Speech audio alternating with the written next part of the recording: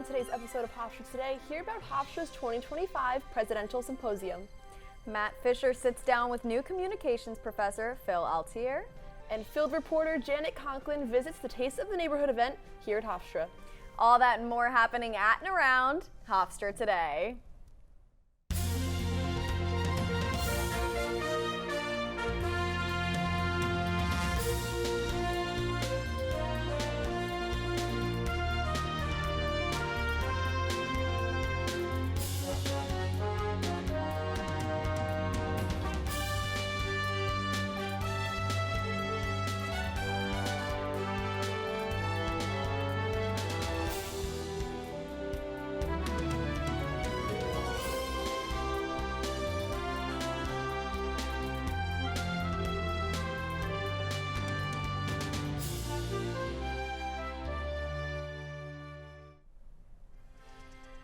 Welcome to Hofstra Today. I'm Lindsay Lokema. And I'm Olivia Remusat. Now, Lindsay, we are already back on campus. Everything is in the full swing of things. How are you feeling about your classes? I'm feeling good.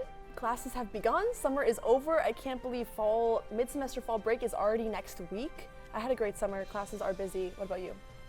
A similar situation here. I have a lot of great classes this semester that I'm excited to get into, and there's a lot of great events coming up on campus as well. There are, and we should get into those great events. Let's begin. This past week, Hofstra hosted its 2025 Presidential Symposium from Tuesday, September 16th through Friday, September 19th.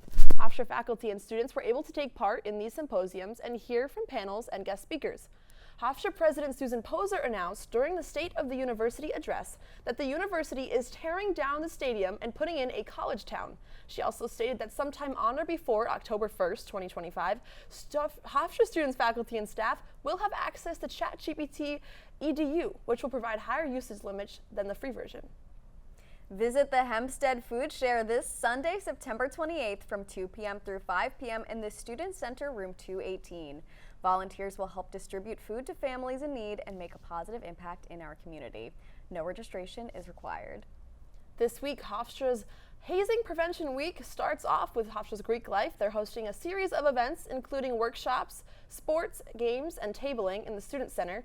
Make sure to check out these events to support the initiative These Hands Don't Haze at Hofstra. Get ready to swirl into a world of color. Mark your calendars and grab some friends to tie-dye in Pride Park on Tuesday, September 30th from 11 a.m. to 2 p.m. The rain date is set for October 1st, and shirts will be provided while supplies last. Now on to Matt Fisher as he sits down with new communications professor Phil Altier.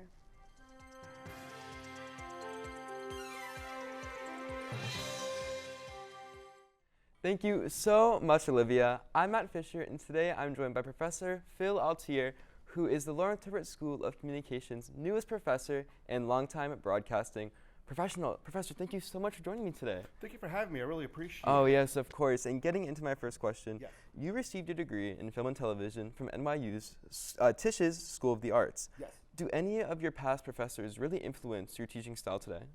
I mean, I think all the professors that have enabled me to pursue what I love to do and to make myself better have always been an inspiration to me. You know, from people in production, planning, to editing, you know, everybody has helped me become the person that I am today, and I'm just very appreciative for it. Oh, that's so amazing. And I want to talk about your industry work because you got your start working as a satellite coordinator in the news division of Fuji TV and later became the technical director of a weekly remote live segment that aired from New York on a Japanese morning news program. That's right. What was it like working with an international company? Oh, it was wonderful. It was kind of like my journalism school coming into that field. You know, when I started there in 2000, you know, it was just a brand new experience for me to be in a journalistic environment. That's where I kind of fell in love with the idea of journalism production, that you could tell stories so immediately and rapidly. And I loved the work of it. I loved the live aspect of it. There's nothing quite like live television.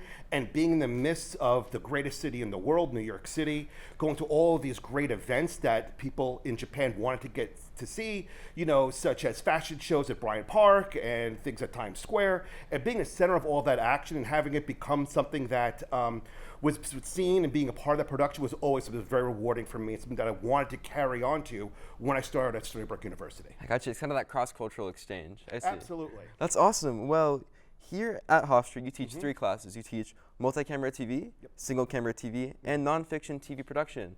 What do you like about teaching these classes? I mean, I love that I get a chance to work with students in what they love to do and what I love to do.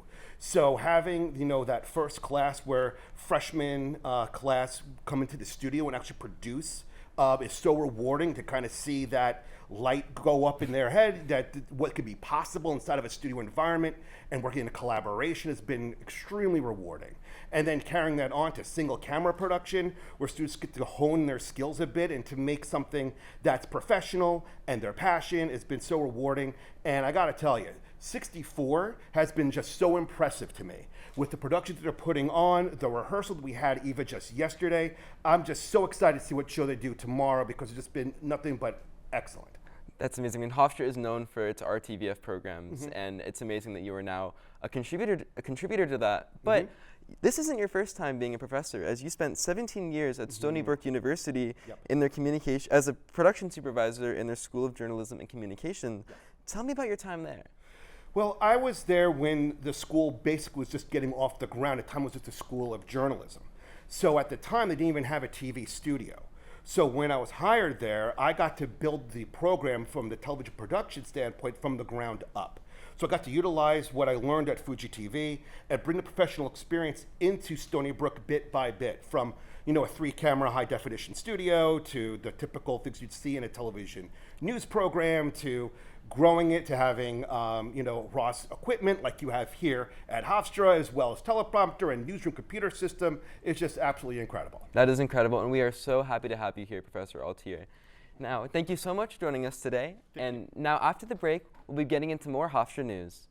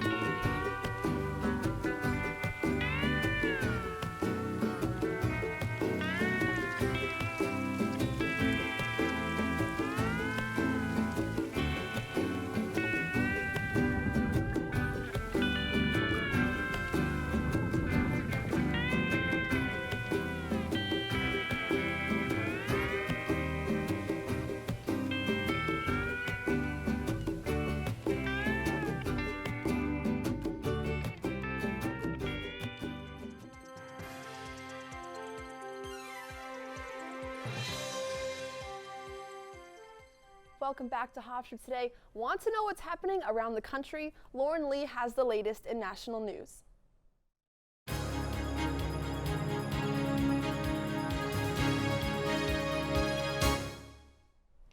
I'm Lauren Lee, and here's what's happening around the country.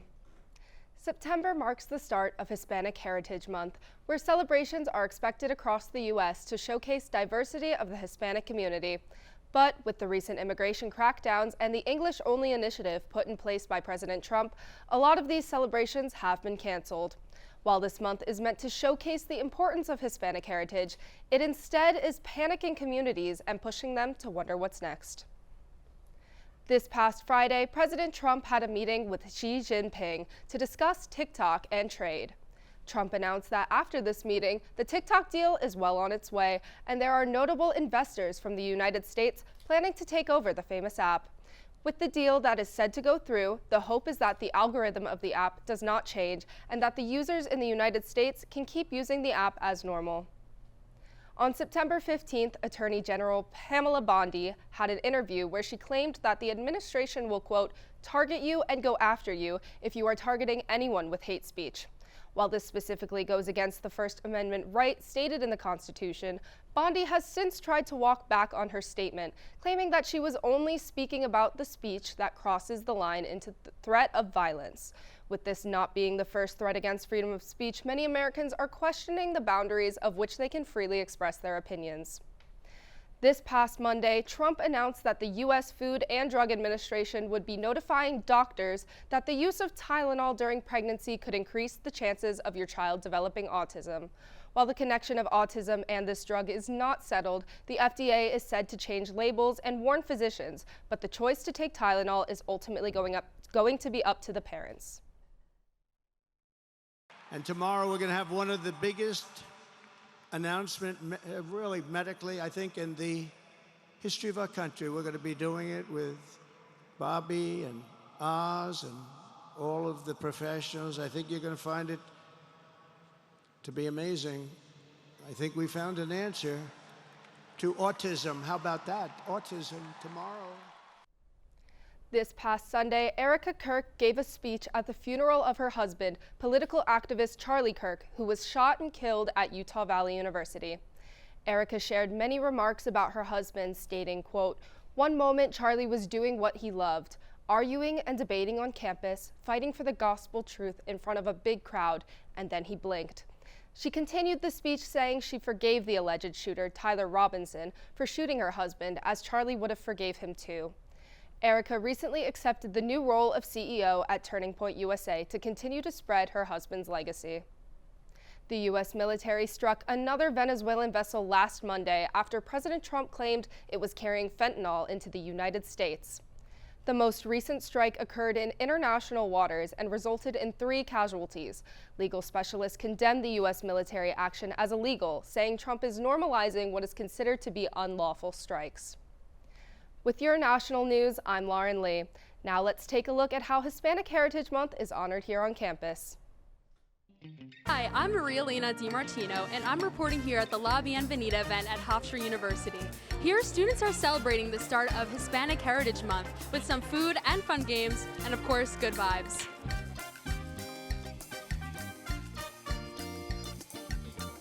What was the thought process behind today? Like, how do you guys feel seeing it come to life?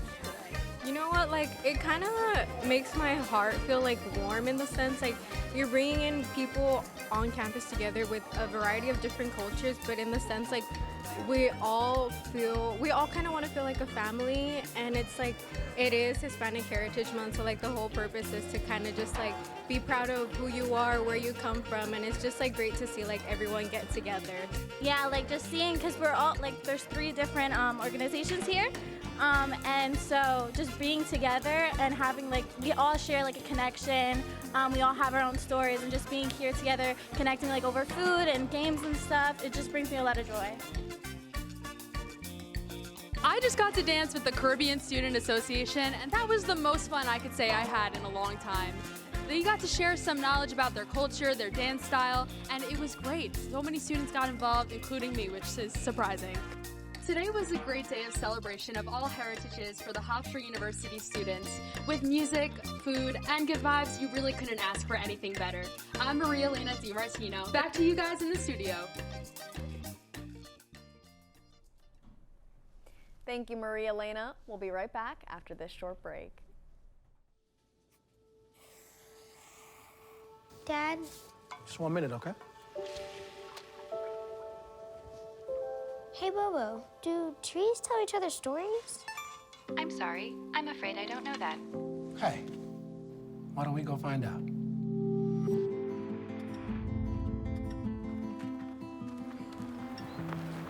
Listen.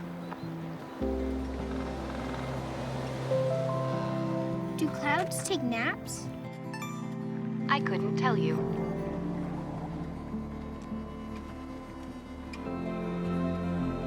Can birds draw pictures? I don't have an answer for that. Dad, do stars visit their friends? Look!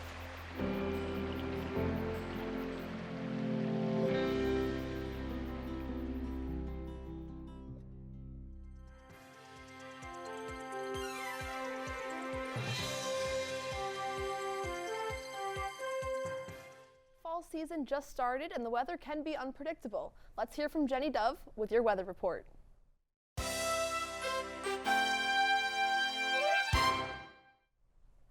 Thanks, Lindsay. I'm Jenny Dove, and this is your 5-day weather forecast. Today we'll have partly cloudy skies and a high of 77 degrees and a low of 64 degrees. We'll have occasional showers in the afternoon, so make sure to stay on the lookout for those short periods of rain. Tomorrow we'll have a high of 74 degrees and a low of 68 degrees. It'll mostly be cloudy out with a chance of light rain in the evening. Now, let's see how the rest of the week will play out here in Hempstead.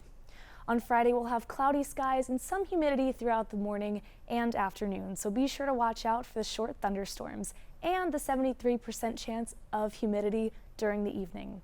On Saturday, we'll start the day cloudy with a temperature of 78 degrees and a 74% chance of humidity. The temperature will drop to like 75 degrees in the evening, feeling cloudy and humid. We'll then end the night with a low of 66 degrees. And finally, on Sunday, the skies will be partly sunny with a high of 76 degrees and a low of 60 degrees. The sun will be out, but keep a light sweater in hand as winds of 10 to 20 miles per hour will make it feel cooler. And that's all for your 5-day weather forecast. For Hofstra Today, I'm Jenny Dove. And now on to Janet Conklin as she gives us a look around Taste of the Neighborhood event here at Hofstra.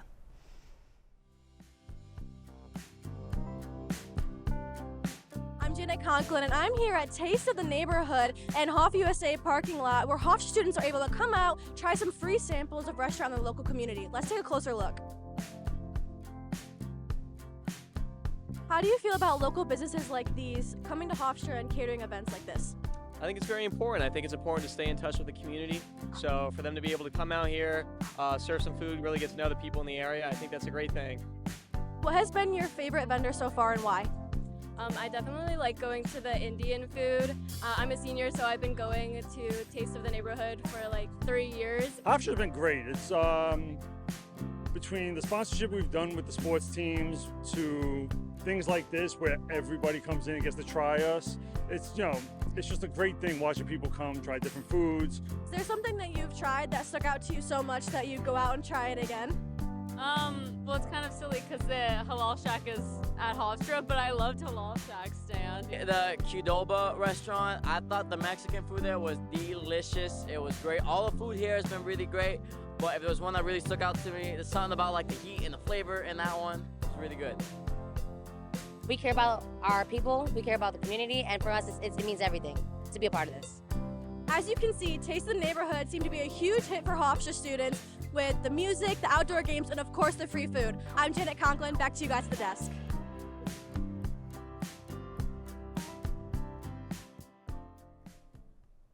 Thank you, Janet. Stay with us after this break.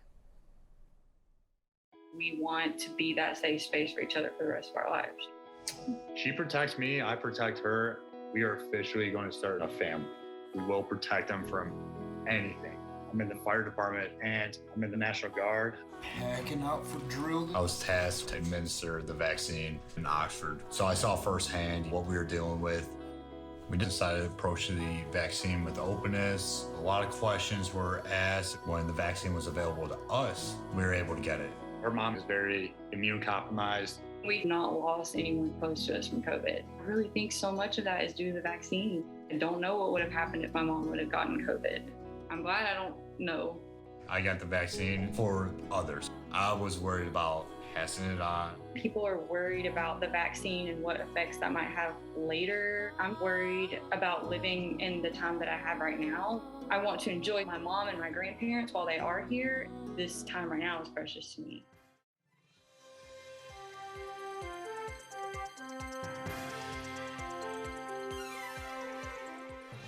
Entertainment world always has something new, and our Issa Gadsden has the latest on what's going on in the world of stars and celebrities.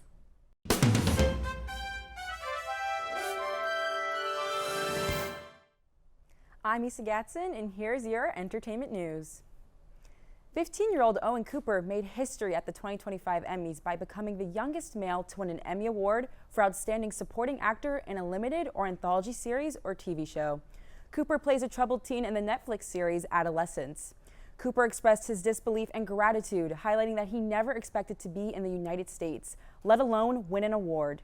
He attributed his success to the importance of listening, focusing, and stepping outside one's comfort zone.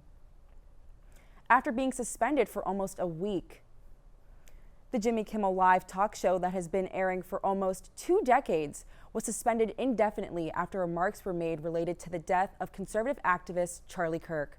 After Kimmel had several productive conversations with ABC within the past few days about the matter with 2 of ABC's largest affiliate owners, Nexstar and Sinclair, His show returned last night. Kimmel stated during his opening monologue, stating it was never my intention to make light of the murder of a young man. Kimmel continued stating, "I don't think there's anything funny about it." Award-winning artist Lil Nas X is currently receiving treatment after multiple reports last month regarding a, quote, nude man walking in the street in Studio City. X was arrested last month and was charged with 4 felony counts that include 3 counts of battery with injury on a police officer and 1 count of resisting an executive officer. At least 3 law enforcement officers were injured during the incident, and Lil Nas was taken into custody. Despite pleading guilty on all counts and receiving a bail of $75,000, he can still face up to 5 years in state prison. In mid-July, CBS announced that the famous late-night show with Stephen Colbert would be coming to an end in May 2026. Following this announcement, Colbert won an Emmy last Sunday at the Los Angeles Peacock Theater for Outstanding Talk Series. With 1 Emmy in hand, Colbert concluded his acceptance speech with, "Stay strong and be brave, and if the elevator tries to bring you down, go crazy and punch a higher floor." Bad Bunny, the prominent Puerto Rican performer, just ended a 30-day concert residency in Puerto Rico with a live-streamed final show. It was streamed for free on the Amazon Music app, Prime Video, and Twitch on September 20th. The performance was in honor of the 8th anniversary of Hurricane Maria and exclusively for locals. The residency will be followed by a world tour starting in November, where the artist is notably skipping the United States, saying that there are concerns of immigration enforcement. That's all for your entertainment news. I'm Issa Gatson. We'll be right back after this commercial break.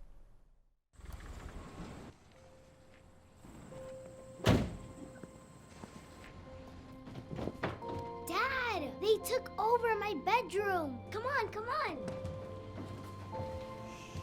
Okay, Dad. 1, 2, 3. Dad!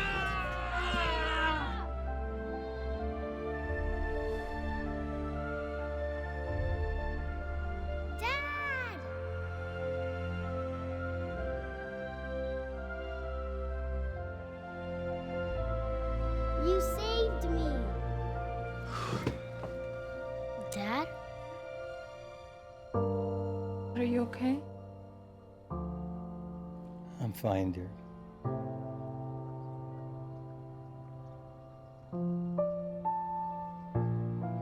Your hero needs you now, and AARP is here to help. Find the care guides you need at aarp.org/caregiving.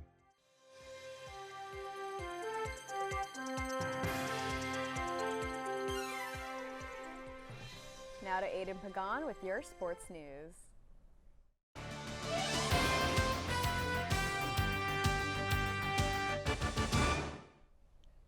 I'm Aiden Pagan, and this is your sports update. Hofstra girls field hockey took on UC Davis last Sunday for the first time since 2015. Hofstra came out on top with a score of 2-1. UC Davis tied Hofstra at the end of the first quarter, leaving the score tied at 1-1. With the second quarter starting strong, Hofstra was able to score and take the win. The 3 consecutive home game stretch for Hofstra girls field hockey will end this Friday as Hofstra takes on Drexel at 3 p.m. Hofstra women's soccer played Campbell University this past Sunday, with Hofstra having 4 shots on goal and Campbell with 2. The game ended up tied 0-0. Hofstra's goalie Lily Bailey made a save in each half of the game, making a save in the 79th minute of the second half. The girls take on Towson University at 1 p.m. on Sunday. Hofstra men's soccer took on Monmouth University this past Saturday. The Pride took a 0-1 loss on the captain's field, but not after the 83-minute fight. Monmouth's player Raul Garcia scored from the left side of the box, but that's not after Hofstra had 19 shots on goal throughout the entire game. The Pride will face Drexel away on Sunday. Hofstra's women's volleyball team won their game against the Seahawks this past Friday. They played a competitive game, scoring 25-14 the first set, 25-19 the second set, and scoring 25-15 the third. Isadora Stadley had 18 kills and 16 digs, which helped lead the team to victory. The volleyball team is one of 4 teams in program history to start the season with 8 back-to-back wins. Last Saturday, we had a soccer block party to celebrate the start of the season. Let's take a look at how Hofstra celebrated the start of the soccer season.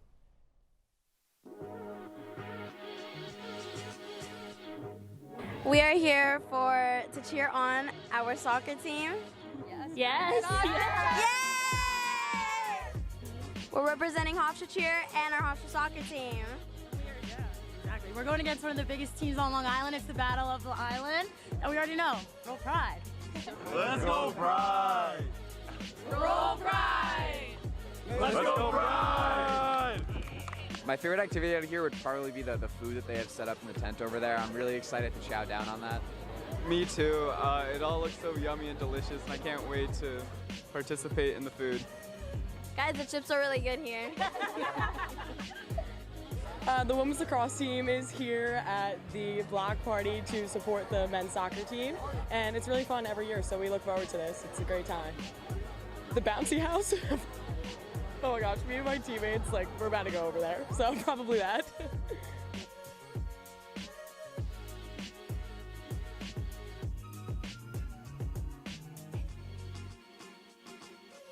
I'm Speedy Claxton. I'm the men's basketball coach here at Hofstra. I'm Kirsten Claxton, just his daughter.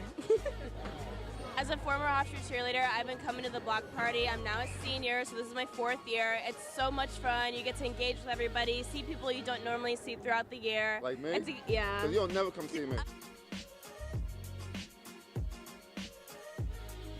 Looking for a lot of goals by Hofstra. Yeah. Hofstra soccer team has been good for years, so no doubt about it. They got this in the bag. We're bringing home the W. Let's go Pride. Oh, yeah. Words for our soccer team, go Pride! Good luck. Good luck and beat Stony Brook. Good luck. Good luck. You guys got it! Yay! Let's go! H-O-F-S-T-R-A!